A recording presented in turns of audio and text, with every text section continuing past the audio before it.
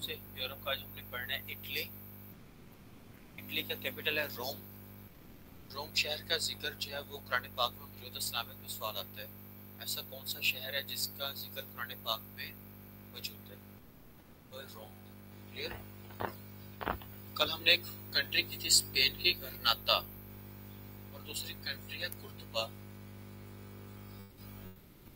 Islamic history में सवाल आते हैं, कुर्तुबा और गरनाता किस मुल्क के शहर हैं? स्पेन के। तो मैं आपको कह रहा था मुझे कंट्री याद नहीं आ रही, वो थी कुर्तुबा। लाहौर में है ना कुर्तुबा चौक, तो भी याद रखिए। कुर्तुबा कह लें आगे। गरनाता और कुर्तुबा कहाँ के शहर हैं? स्पेन।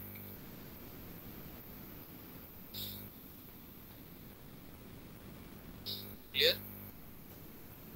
इटली को बूट शेप्ड पेनिनसुला भी कहते हैं। आप इटली को जब मैप में देखेंगे तो आप जिस तरह का हमारा जूता होता है उस तरह की शेप नजर आएगी इसकी। जैसे पाकिस्तान का नक्शा देखें तो इटली का जब नक्शा देखेंगे तो जूते की शक्ल का नजर आ रहा होगा, तो इसलिए इसे कहा जाता है बूट शेप्ड। और जो कि इटली की 3 साइड में पानी और एक साइड में जमीन है, तो क्या बन गया? Boot shaped peninsula.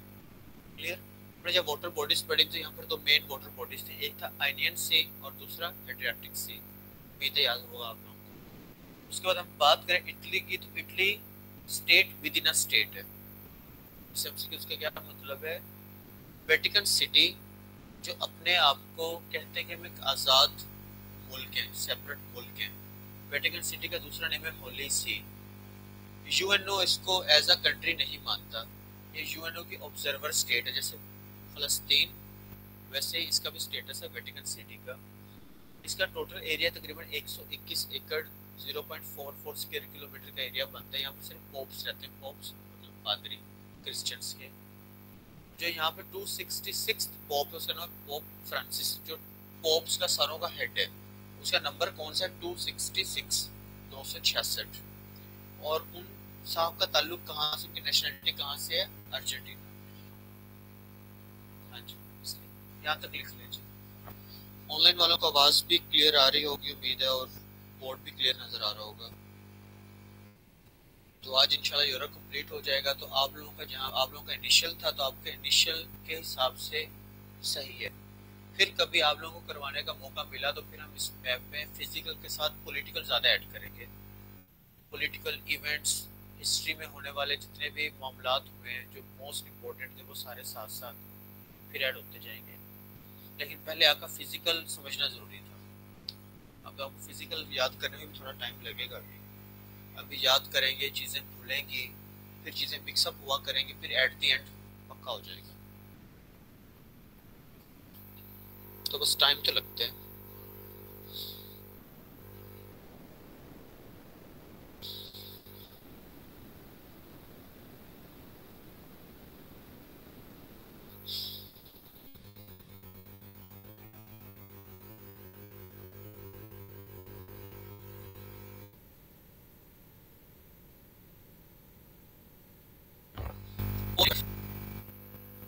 कभी को सवाल पूछे Lombardy planes,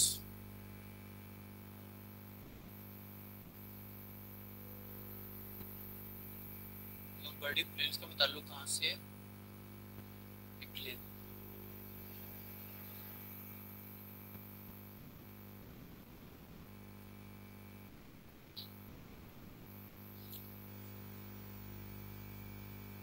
Tiber river, Tiber कह लें, टिबर कह लें, आपके अपनी मर्जी। टाइबर रिवर पासिस थ्रू रोम। रोम को सिटी ऑफ सेवन हिल्स भी कहा जाता है।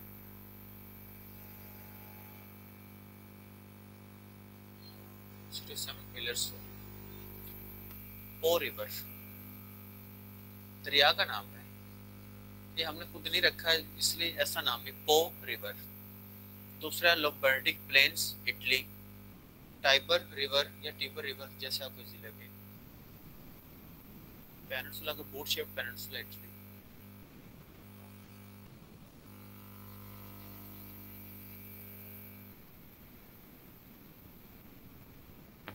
टाइबर रिवर जो है वो नेम्ड ऑन रोमन किंग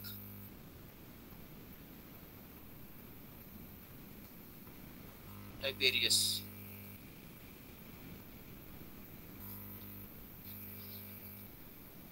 आज जल्दी यार, बस तार से बच गए। टाइबर रिवर का नाम रोमन किंग के नाम टाइबेरियस पे रखा गया।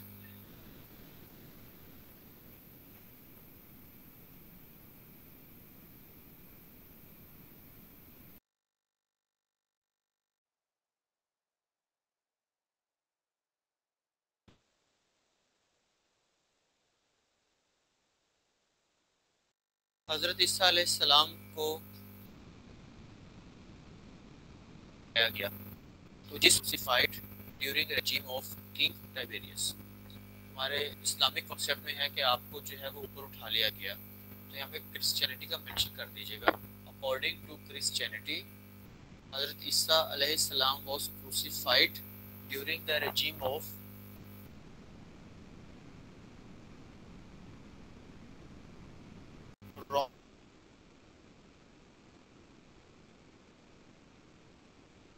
Roman king Tiberius. जो कॉन्सेप्ट है ईसा अलैहिस्सलाम को सूली पे लटका दिया गया, तो किस बादशाह के अंडर?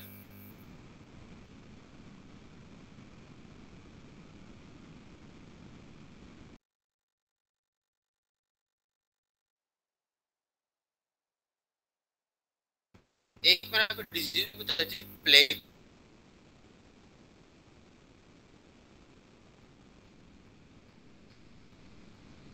हाँ जी, हाँ जी, रोमन एम्पायर जो है पूरा हो गया था। पोनिटस उस टाइम पे गवर्नर था।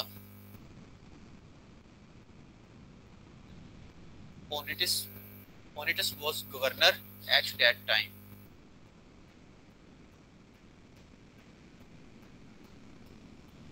इस टाइम पे जब हज़रत ईसा अलैहिस्सलाम को सूली पे लटकाया गया, रोमन किंग था टाइबेरियस, तो Pontius was governor at that time. Tiberius कह लें आप, टाइबेरियस कह लें, इसलिए मैं जो है ना वन पेपर एमसीक्यूज याद करवाते प्रोनाउंसिएशन की तरफ ध्यान ज़्यादा नहीं देता।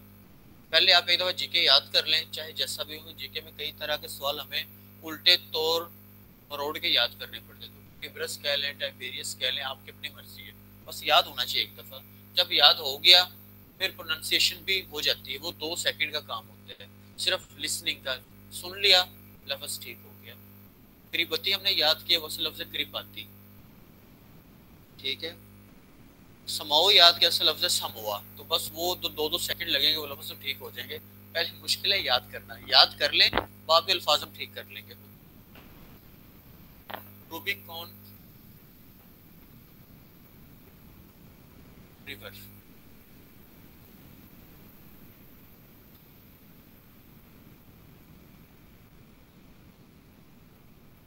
जूलियस सीजर, आपने शायद नाम पढ़ लिया हो, पढ़ लिया या नहीं?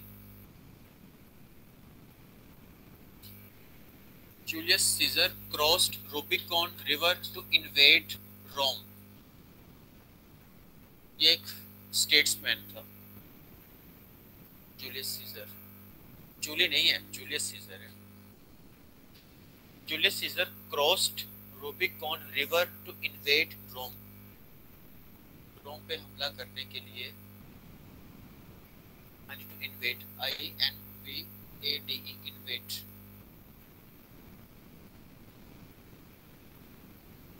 Clear?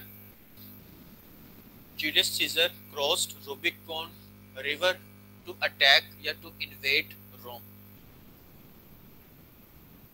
Done. Julius Caesar was the founder of Roman kingdom. Julius Caesar was the founder of।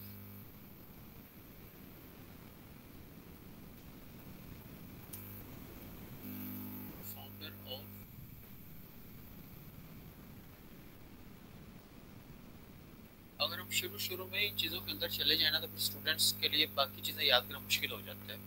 फिर उसका मोरल वहीं पे लो हो जाता है कि ये इतना मुश्किल हो गया। फिर हम लोग उससे जो मैप को 3 तरह से लेके जाते हैं, फिजिकल, थीमेटिकल और पॉलिटिकल।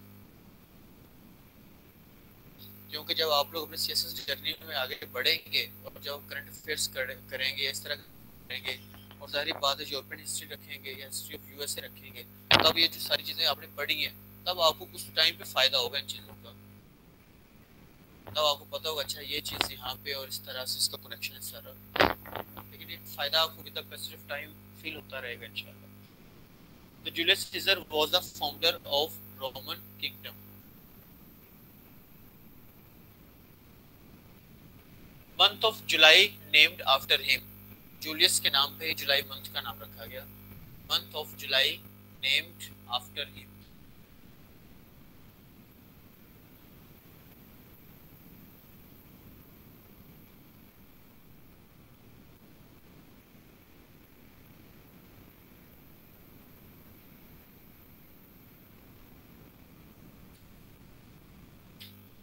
ये रोमन किंगडम का फाउंडर जरूर है लेकिन रोमन किंग नहीं था। क्यों नहीं था? क्योंकि he did not adopt the title, इसने टाइटल को अडॉप्ट नहीं किया था। He was not the first Roman king, he was not the first Roman king because he did not adopt the title.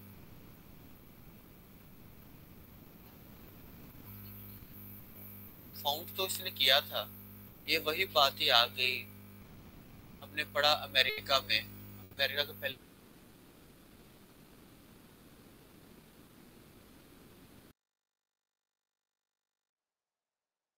दूसरा कौन सा था? John Adams. तीसरा कौन सा था? Thomas Jefferson. अगर हम बात करें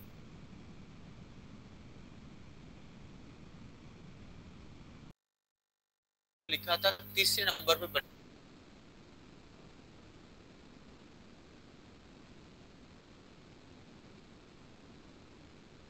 तो एमसीक्यूज में सिर्फ एग्जैक्ट नंबर चलता है, क्यों नहीं चलता? आगे समझ आपको बात। यहीं पर भी यही है कि यहाँ पर इन लोगों ने जो है वो मतलब छीना से हर चीज छीन ली, लेकिन इसने टाइटल अडॉप्ट नहीं किया, लिहाजा पहला रोमन किंग नहीं था। रोमन किंग बना अगस्टस सीजर।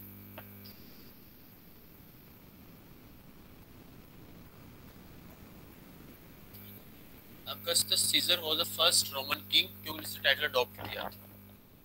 इस तरीके से फैसला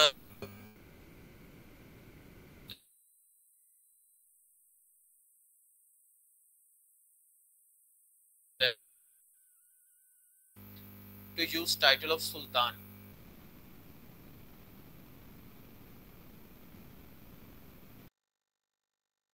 सुल्तान का टाइटल इस्तेमाल करने वाला पहला किंग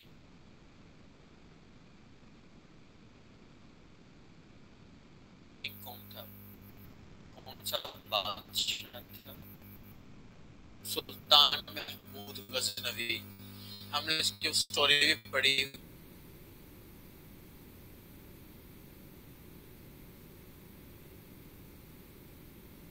पुख्तगीन वाले के वालिद की। ठीक है, तो हम हमेशा सुल्तान, तो ये वाहिद पहले बंदे हिस्ट्री में जिन्होंने सुल्तान के बाद सलमान खान ने उसके Sultan. Caesar was the first Roman king और अगस्त का महीना इन साहब के नाम पे। लेक्चर के एंड पे खत्म शुद्ध एंड या लाइन नहीं लगानी, यहीं से ही बात स्टार्ट होगी लेकिन with the passage of time. Map तीन तरह से अभी भी आप दोबारा सुन लें, एक है थीमेटिकल, एक है फिजिकल और एक है पॉलिटिकल।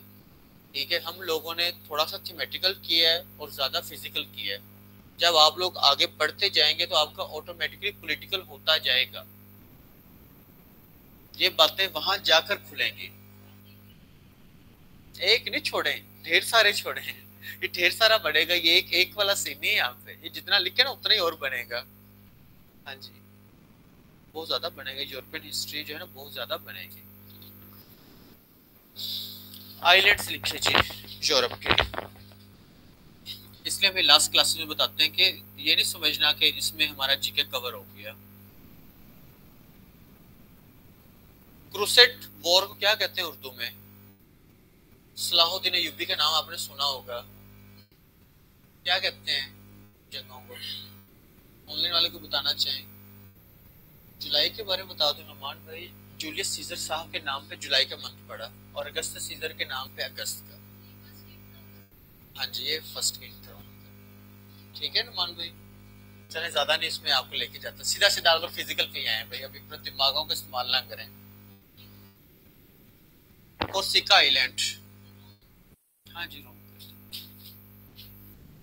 आइलैंड्स लिख लें जी, मशहूर मशहूर, मिक्स लिखवा देता हूँ। तो कोर्सिका फ्रांस, फ्रेंच।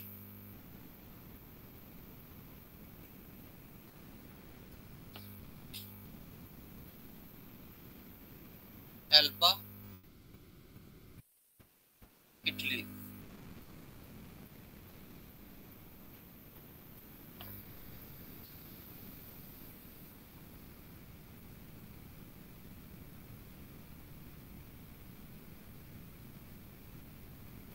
इटालियन बोली जाती है ये नहीं, ये बड़ा मशहूर है ना। क्या? स्ट्रोम्बली, ये भी इटली के है।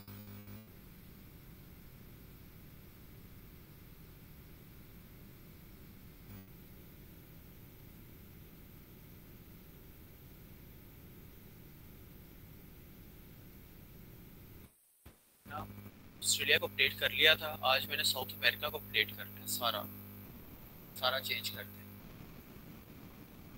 फिर याद करना है।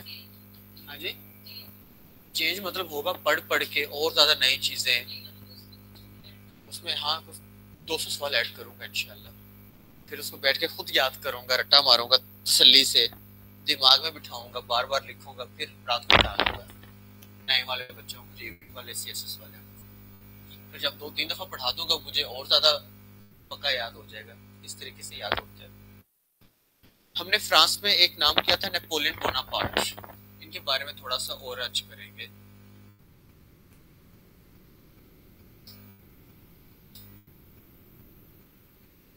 पेपर में सवाल आते हैं, मैन ऑफ डेस्टिनी किसे कहा जाता है जिनका ताल्लुक यूरोप से होता है, ठीक है। Man of iron and blood कौन है, या lady of iron and blood कौन है, ठीक है। फर्स्ट फीमेल नर्स कौन सी थी दुनिया में। तो ये वो सवाल हैं जो अब तक पास पेपर्स में आ चुके हैं, इनका ताल्लुक सारी बात हिस्ट्री से, यूरोपियन हिस्ट्री से, तो वो हम लोग कर लेंगे, परेशान नहीं होना। Napoleon Bonaparte, he was a statesman, statesman कहते हैं जंगजू को, या मिलिट्री लीडर लिख लें आप। He was a statesman, statesman लिख लें, आगे लिख लें उर्दू में जंगजू। He was a statesman, military leader. साहब पैदा हुए 1769 फ्रांस में, पैदा हुए 1769 फ्रांस में।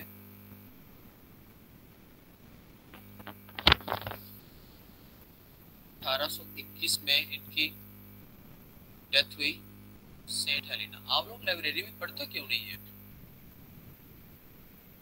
लाइब्रेरी है और कैसी हो, बुक्स आपके पास खुद की नहीं है? मेरे से तो यकीन माने किसी के एक, किसी की लिखी एक लाइन ही पढ़ी जाती, पता नहीं। हम लोग तो जब तो खुद ना लिखे, मेरा तो, मुझे तो जितने को नोट्स भेजे भी, तो मैं तो यकीन माने बगैर पढ़े डिलीट कर देता हूँ। आज तक कभी नहीं ओपन करके देखे किसमें क्या है, पढ़ा ही नहीं जाता।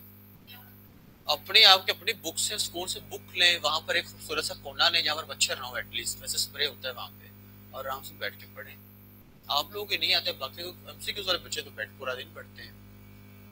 मैं वो देखता हूँ सीएसएस वाले हैं नहीं, और एमसीक्यूज वाले रट्टे पे रट्टा लगा रहे होते हैं।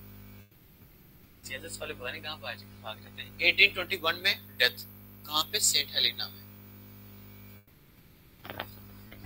1815 बैटल ऑफ वाटरलू, वाटरलू क्या था? एक जगह का नाम था।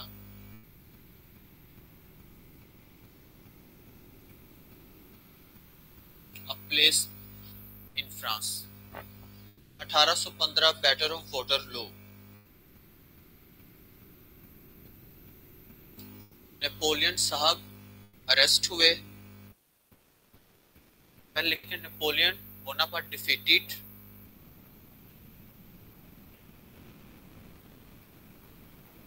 arrest and sent to Saint Helena. ये साहब जंग हारे, अरेस्ट हुए और कहां पर भेज दिया गया इनको? Saint Helena. Saint Helena, Saint Helena is British island in Africa.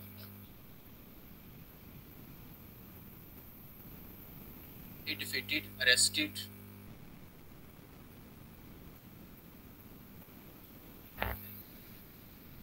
लंबा ना लिखे, शॉर्ट लिखे। बैटल ऑफ वाटरलू हुई 1815। Napoleon Bonaparte defeated, arrested and sent to Saint Helena.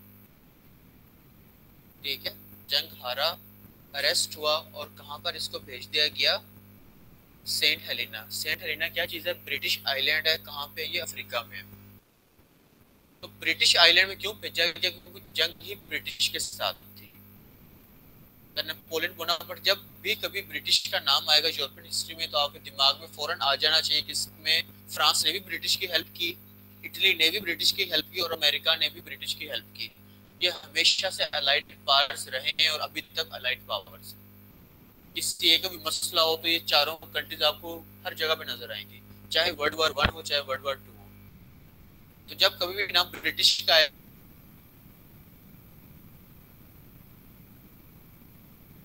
तो आपके जेब में फौरन आज उसका सपोर्टर भी होगा, उसका सपोर्टर जो है फ्रांस भी होगा, सपोर्टर अमेरिका भी होगा। तो कहां पर इनको अरेस्ट करके भेजा गया? ब्रिटिश आइलैंड में। मतलब अलाइड पावर्स कौन सी थी? British, France, Italy, America. आगे बाकी समझ ये होता है, हमेशा याद रखनी है, जो अभी भी मौजूद है। क्लियर? इसके बाद यूरोप में ही क्यों नहीं रखा गया? क्योंकि वहां पर ह्यूमन राइट्स जो हैं, अब तक के दौर की बात करें तो बहुत ज़्यादा एक्टिव है। वहाँ पर ह्यूमन राइट्स ऑर्गेनाइजेशंस जो हैं वहाँ पर वो जुल्म नहीं करने देते इंसान पे, चाहे वो आपकी कंट्री का नेशनल है या नहीं है, जो भी हालात हैं।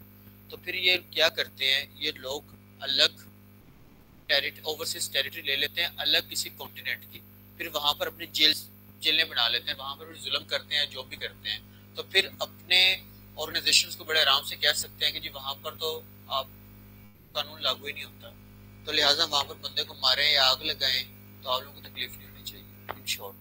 तो दूसरे कॉन्टिनेंट्स में जेलें बनाने के ये जो है वो फायदे नुकसान आते हैं। आगे समझ ना, अपने इलाके में मैटर होगा ना, ना वो आप लोगों के जुरिस्डिक्शन में आएगा, ना आपका कॉन्स्टिट्यूशन वहाँ पे लागू होगा, ना ह्यूमन राइट्स वाले आवाज उठाएंगे। जब एक चीज हो ही दूसरे कॉन्टिनेंट पे रही है तो उधर जाके धरने दे दें, इन शॉर्ट। आगे समझ। इसलिए कई ऐसी जेल हैं, रॉबिन हुड आइलैंड, जहाँ पे नेल्सन मंडेला को रखा गया, नेल्सन मंडेला साहब को, तो इस तरह से अलग अलग मिलेंगे आपको। Waterloo is a town in Belgium. Waterloo is a town in Belgium.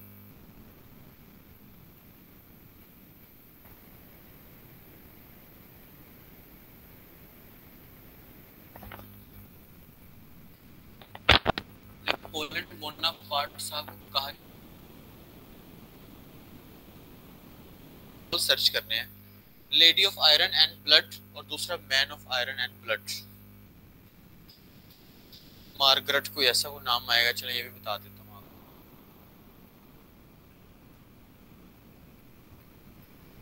Lady of iron and blood, man of iron and blood, अगर कोई है तो कौन है? मैं नहीं बताऊंगा। नेपोलियन बोनापार्ट को मैन ऑफ डेस्टिनी कहा जाता है। डेस्टिनी पता तो कहाँ क्या था, इसलिए कहाँ रोम पे आ गया, क्या कर दिया आपने? वो तो आप जब नेपोलियन की हिस्ट्री देखेंगे तभी आपको पता चलेगा। ये तो आप देखेंगे पता चलेगा ना क्यों कहते हैं। अगर मैंने सारा सब्जेक्ट ही नहीं पढ़ाना तो फिर मैं अगर यूरोपियन हिस्ट्री पढ़ा देता हूँ।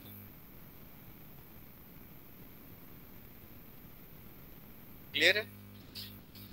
मैंने कहा कि यहीं से तो आपका आगाज होना है अभी, फिजिकल से। इसलिए तो पहले फिजिकल करवाते हैं, अगर दिमाग के अंदर क्वेश्चन मार्क लगे तो पॉलिटिकली जाके ऑटोमेटिकली क्वेश्चन मार्क खत्म होंगे। अगर आपका सब्जेक्ट यूरोपियन हिस्ट्री हुआ तो हाँ जी, वो करना है, आज ही करेंगे। बल्कि आप लोगों को जो इशू होगा आप लोग मुझे बताएं कि ये इशू ये बताएं, तो फिर उसे मैं कवर करवाऊंगा। क्लियर है जी? नेपोलियन 3, रोमन में लिखते हैं ना 3, वो बिल्लियों से डरता था। इस तरह से आप 3 लिखेंगे। Napoleon 3 was afraid of cats, इसका पांजा भतीजा था वो।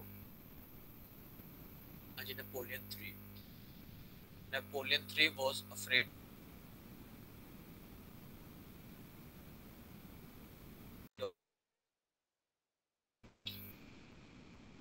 इसका नेफ्यू था, नेपोलियन बोनापार्ट का नेफ्यू था नेपोलियन 3, वो बिलियन से डरता था।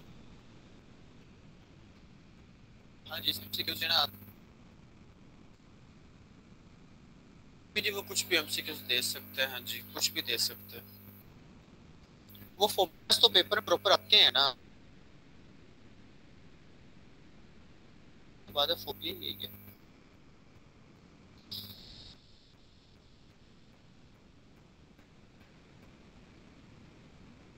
स्ट्रेट लिख लीजिए, strait of Messina, strait of Messina.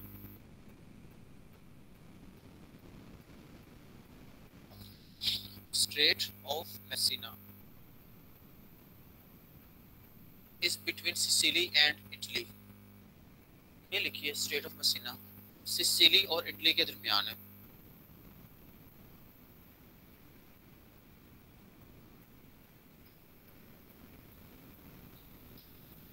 Sicily and Italy.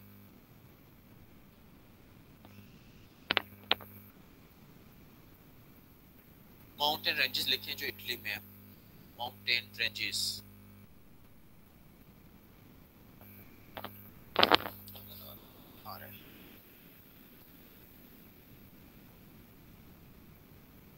Mount Etna highest volcano है इटली में। वोल्केनो किसे कहते हैं? आतिशबाजी, जहां से लावा फटता है। वो तो वहां का होगा यार, मैंने इटली की बात की सिर्फ। नहीं, वो देख लीजिए मैंने कौन सा करवाया था, पढ़ के ही होगा। मुझे याद नहीं कि मैंने कौन सा करवाया था, पता नहीं, वो देख लीजिएगा। लेकिन माउंट इटना हाईएस्ट वोल्केनो कहाँ का? इटली के। ये मैं इटली की बात करवा रहा हूँ। स्ट्रोम्बली वोल्केनो,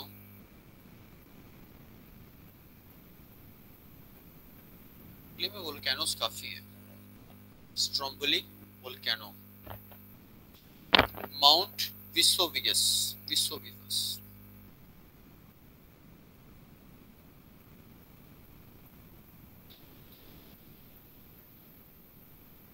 विसोवियस।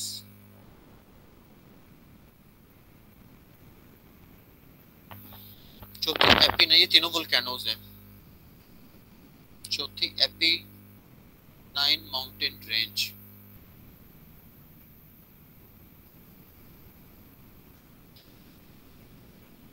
1200 किलोमीटर इसकी लंबाई है।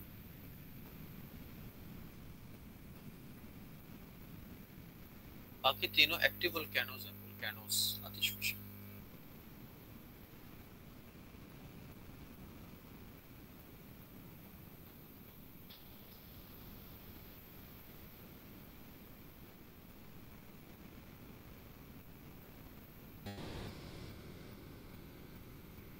Vesuvius,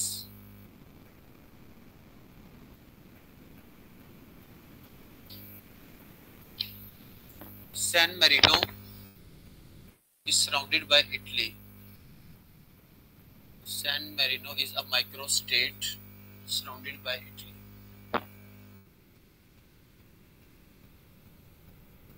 San Marino.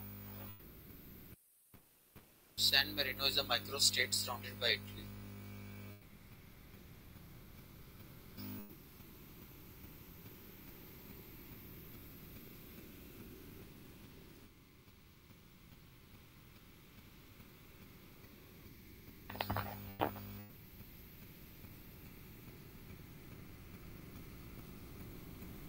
Gennova port है इटली की।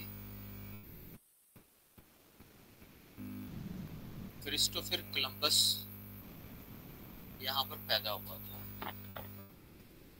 Gennova is a city port in Italy.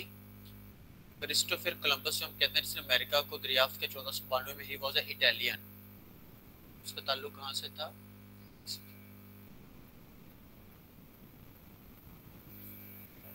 Ji.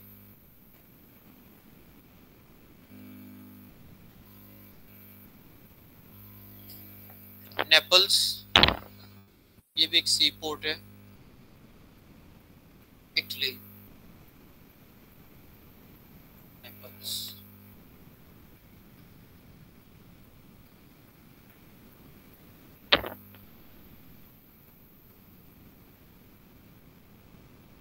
Venice, city of canals, इस शहर को कहा जाता है इटली का। ये भी Venice is known as city of canals. Marco Polo, अपने नाम शायद सुना हो, ट्रैवलर था ये भी, वो पैदा हुआ था यहाँ पे वेनाइस में।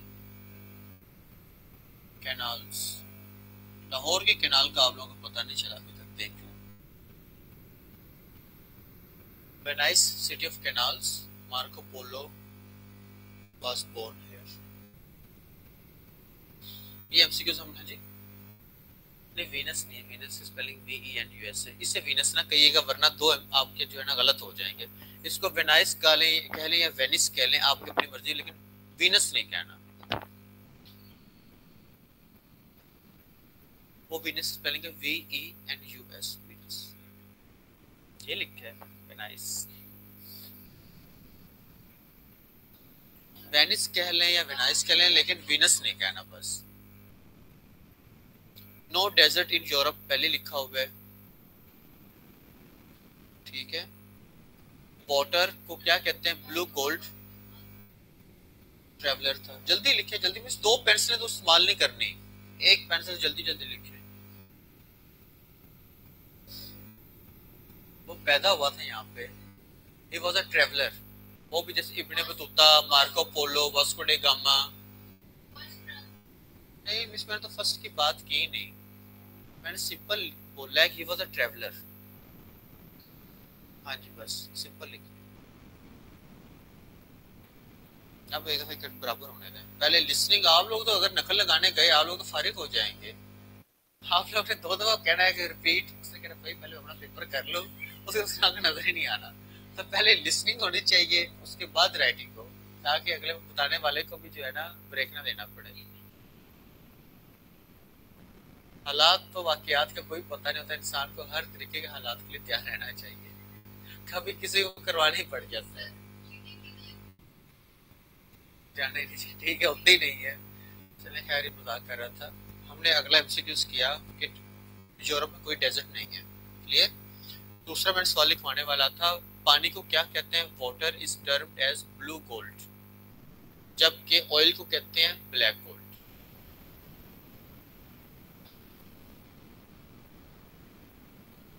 रिपीट करना था मैंने। इटली में आपने पढ़ा होगा leaning tower of Pisa. Leaning कहते हैं झुका हुआ, टेढ़ा सा। Leaning tower of Pisa. What is पीसा? पीसा वो शहर का नाम है जहां पर है वो। Leaning tower of Pisa. Location है जी पीसा सिटी, इटली।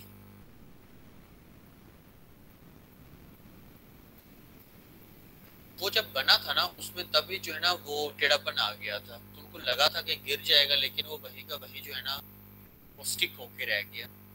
हाँ जी, और 1173 में बना था। इतनी मजे की बात, ये इतने साल हो गए उससे। नहीं, रोम में नहीं है, अभी बोला है पिसा। फॉरेन ही तो बोला है, पिसा कंट्री का नाम है, सॉरी क्या सिटी का नाम है।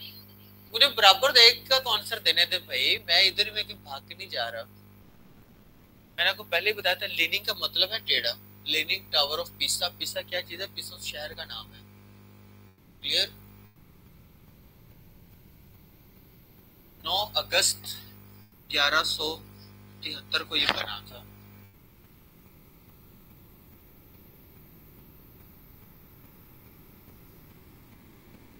जब ये बना तो उसका लीनिंग एंगल 3.99 था। 2000 से ऑनवर्ड 5 पे हो गया, लेकिन अब स्टिक है, एंगल नहीं पूछेगा। इतना क्या है स्टिक एंगलों पे जाना, कौन सा इंजीनियरिंग का पेपर है? हाँ जी, वंडर्स ऑफ द वर्ल्ड में है, जो बाई चांस ही हो गया। लेकिन आप इसकी डेट आती है 1173 एडी। देख लें कितने साल हो गए इससे।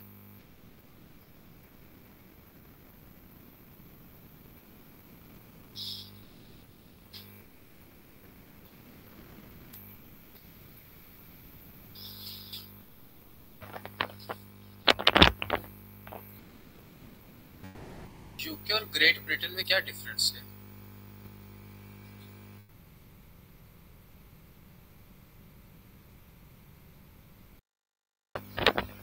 हाँ जी, बस ये थोड़ा सा डिफरेंस है ये।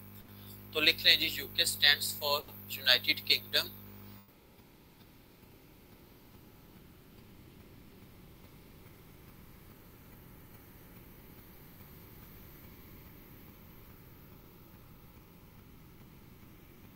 Includes 4 states. पहले इंग्लैंड, दूसरा स्कॉटलैंड,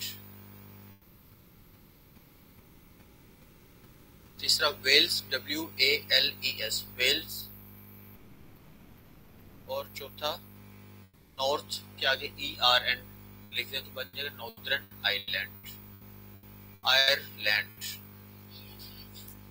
सर नॉर्थ लिख लें, नॉर्थ आयरलैंड लिख लें, नॉर्थ आयरलैंड। तो इन 4 स्टेट्स को कहते हैं United kingdom. Ireland, IRELAND, Ireland. दो तरह के आयरलैंड है, एक है नॉर्थ आयरलैंड और एक है रिपब्लिक ऑफ आयरलैंड। तो वो आजाद मुल्क है। तो यहाँ पर हमें बात करनी है नॉर्थ आयरलैंड। तो इन 4 स्टेट्स को मिला के क्या कहते हैं? United kingdom. और जब नॉर्थ आयरलैंड माइनस कर देते हैं तो बाकी 3 स्टेट्स वाला एरिया क्या कहलाएगा? Great Britain. लिख लीजिए डिफरेंस ये।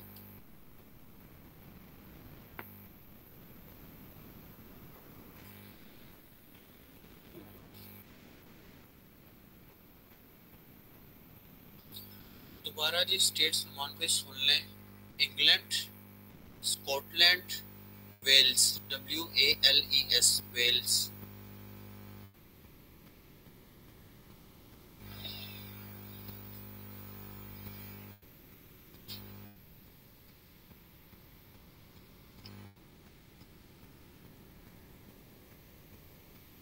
डिफरेंस है।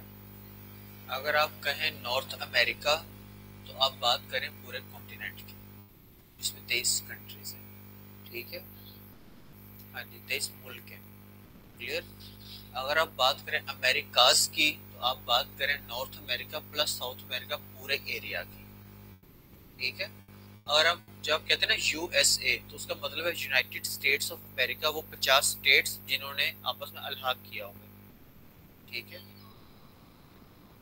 नहीं ना, साउथ अमेरिका क्या है? कॉन्टिनेंट। नॉर्थ अमेरिका क्या है? कॉन्टिनेंट। और नॉर्थ अमेरिका के अंदर USA है। USA मुल्क का नाम है। और USA मुल्क में कितनी स्टेट्स शामिल हैं? 50, जिसे हम कहते हैं USA, United states of America.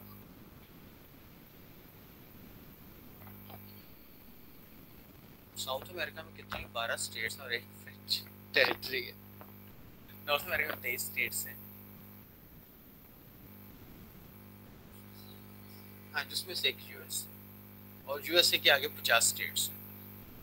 North America continent बहुत बड़ा कॉन्टिनेंट है। दुनिया का दूसरा बड़ा जो कंट्री है कनाडा, एरिया के हिसाब से वो नॉर्थ अमेरिका। ये खड़ा नॉर्थ अमेरिका देख लो, ऊपर कनाडा, यूनाइटेड स्टेट्स, मेक्सिको। तो कनाडा तो बहुत ही बड़ा है।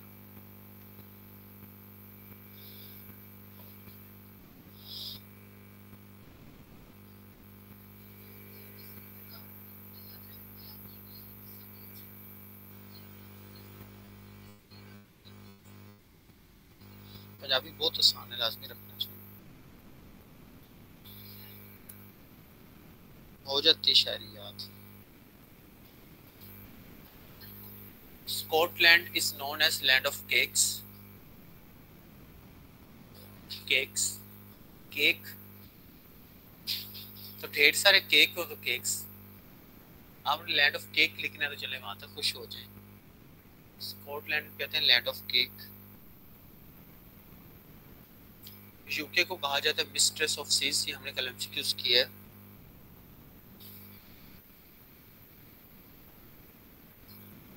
Mistress of seize. न्यूटन साहब का ताल्लुक कहाँ से है? ब्रिटिश से। ही was a British mathematician.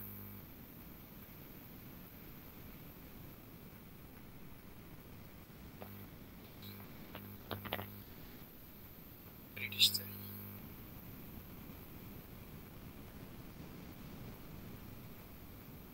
Time newspaper हम लोगों ने पढ़ा है, उसका ताल्लुक कहाँ से है? लंदन से। तो टाइम न्यूज़पेपर को थंडर भी कहा जाता है। थंडर, तूफान। The thunder is nickname of Time newspaper in London.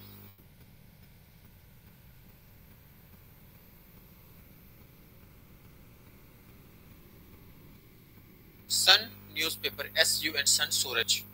Sun newspaper का ताल्लुक किन दो कंट्री से है? Ireland and UK. Sun newspaper belongs to Ireland and UK. Reuters का नाम पड़ा है, मोस्ट इंपोर्टेंट है ये।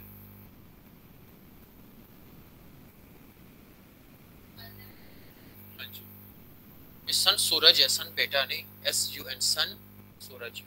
रॉयटर्स कल नाम पढ़ा नहीं है? पढ़ा है, क्या हो गया? दोबारा लिख लें। सन न्यूज़पेपर है जी आयरलैंड एंड यूके। तो बस हो गया, इससे हम चार्जर स्टडी इकट्ठी है, ठीक है। रॉयटर्स जो है वो न्यूज़ एजेंसी है ग्रेट ब्रिटेन की।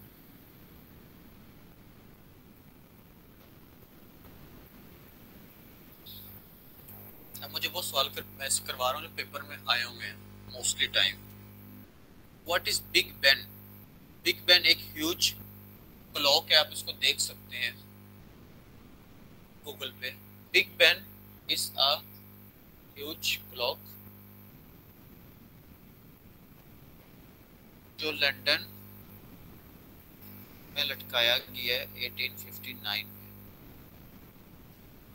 What is big Ben?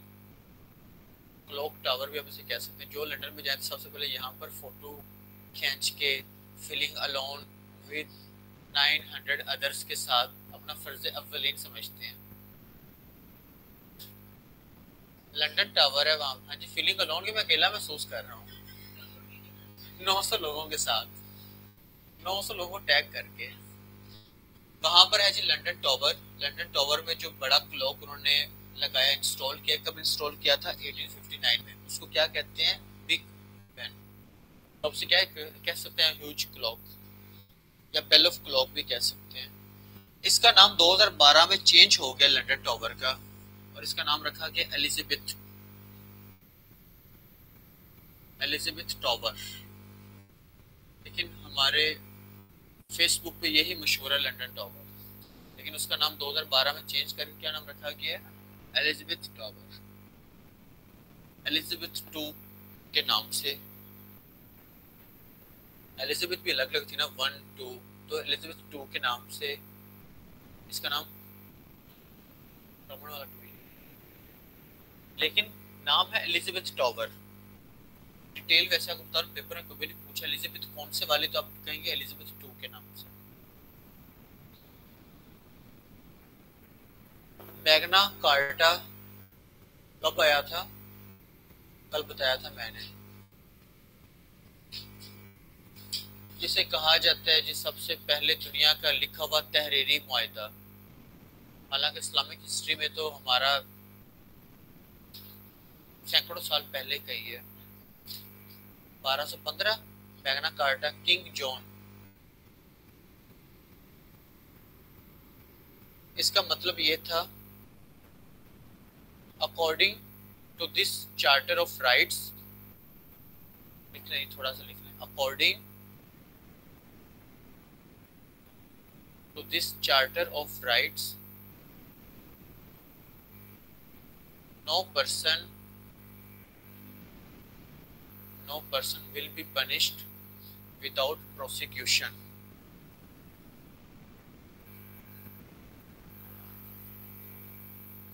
इस बात को मैं और ज्यादा बहुत ज्यादा आसान तरीके से कर सकता हूँ कि अगर किसी बंदे ने कोई गुनाह किया तो बादशाह ये नहीं कहे कि उसका गला काट दो या इसको उम्र कैद दे दो, बल्कि उसको जो है प्रॉपर, जो जैसे अदालतों में होता है कि उसको प्रॉपर मौका दिया जाएगा खुद को बेगुनाह साबित करने को। आगे समझ, सबूतों की बिना पर मतलब दोनों तरफ से बहस होगी और उसके बाद जाके जो है वो उसको सजा या जजा जो भी होगा उसके बाद होगा। क्लियर? तो no person will be punished without prosecution. तो मतलब पहले उसका पूरा एहतसाब होगा, उसको पूरा मौका फराहम किया जाएगा और उसके बाद उसको जजा या सजा जज देगा। तो ये सबसे पहले मैग्ना कार्टा में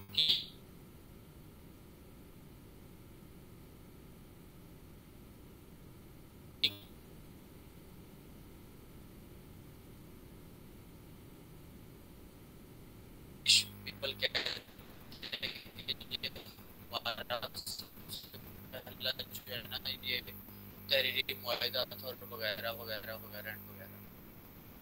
ठीक है, जब कैसा अगर आए कि पाकिस्तान का मैग्ना कार्टा कौन सा है, विच डॉक्यूमेंट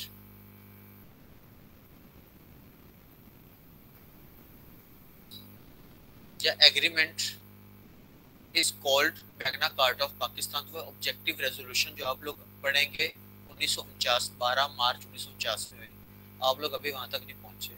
मुझे आप लोगों के हालात इससे पता है क्योंकि मैं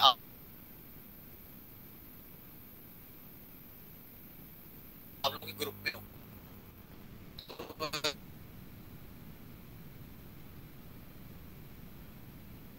देखता रहता हूँ कि आप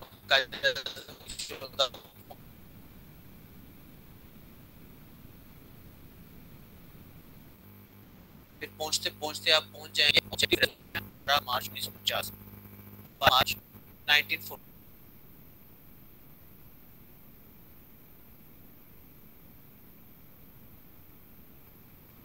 पाकिस्तान ऑब्जेक्टिव रेजोल्यूशन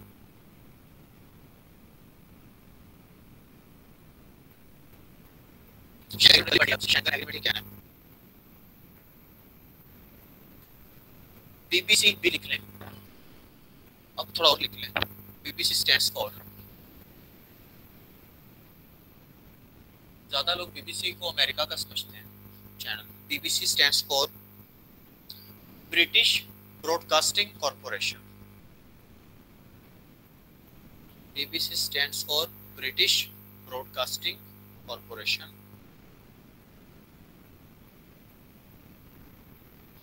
हेडक्वार्टर्स का लंदन यूके में।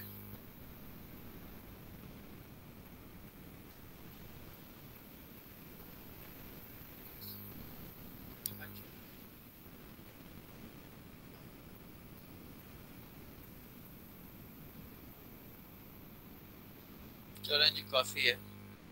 इसके अलावा वॉर ऑफ रोजेस और वगैरह वगैरह वगैरह, वॉर ऑफ क्रूसेड्स और बहुत सारी जंगें और बहुत सारे हालात वाक़ियात, वो अभी नहीं, वो फिर कभी।